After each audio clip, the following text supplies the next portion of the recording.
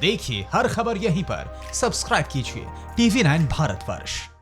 साथ ही एक अच्छी चीज़ ये है कि 9000 के आसपास लोगों ने रिकवरी भी दिखाई है इस वायरस से। कैसे देखते हैं इसके बारे में? देखिए, पूरी दुनिया में अगर आप कोरोना के संकट को देखेंगे और भारतवर्ष से उसकी तुलना करेंगे तो मेरा अपना ऐसा मानना है कि दुनिया में जो इसका प्रभाव है बाकी देशों में और लोगों के जितने तेजी के साथ मरने की घटनाएं सामने आ रही है कोरोना संकट के कारण, कोरोना संक्रमण के कारण जो मौतों का आंकड़ा आ रहा है वो बहुत भयावह है, डराने वाला है।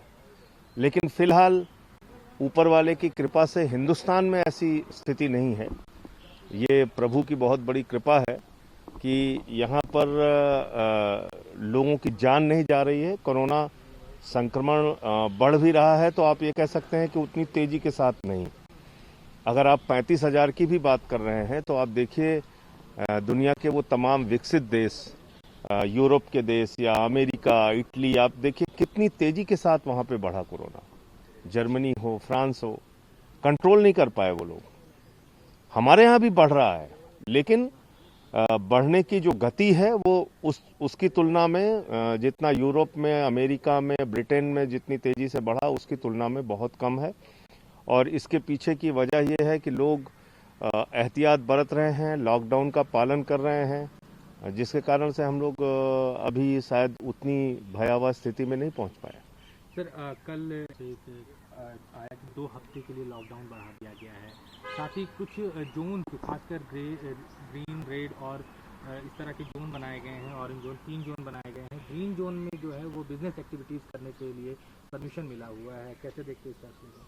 देखिए, मुझे लगता है कि धीरे धीरे ये लॉकडाउन को खोलने की एक प्रक्रिया है जो green zone, orange zone, red zone में बांट के जिसकी शुरुआत की गई है। रेड जोन में भी कुछ चीज़ों की छूट दी गई है, ऑरेंज जोन में कुछ चीज़ों की छूट दी गई है और ग्रीन जोन में ज़्यादा एक्टिविटीज़ उन्होंने खोली है।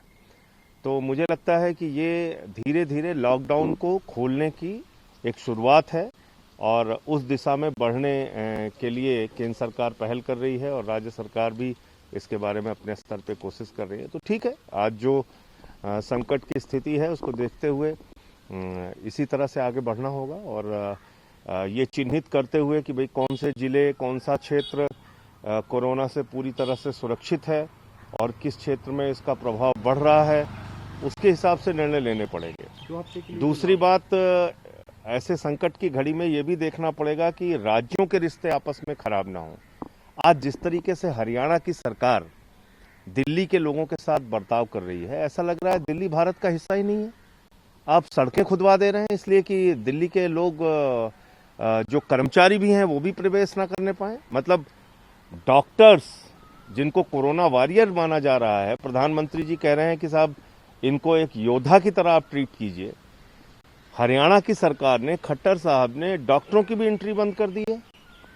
तो ये भेदभाव भी रोकने के लिए MHA को पहल करनी चाहिए और केंद्र सरकार को देखना चाहिए कि ऐसी स्थिति ना पैदा हो। जो आवश्यक सेवाएं देने वाले लोग हैं, जो कर्मचारी वर्ग के लोग हैं, कम से कम उनका आना जाना तो आप जारी रखिए। सर दिखाइए, जो माइग्रेंट लेबर जो है अलग अलग राज्यों में फंसे हुए हैं उनके लिए एक श्रमिक स्पेशल ट्रेन चलाने की बात कही गई है। देखिए, रेलवे की पहल सबसे अच्छी और महत्वपूर्ण है। रेलवे की पहल इसलिए महत्वपूर्ण है कि रेलवे के जरिए ही आप इतनी संख्या में लोगों को एक स्थान से दूसरे स्थान पर पहुंचा सकते हैं।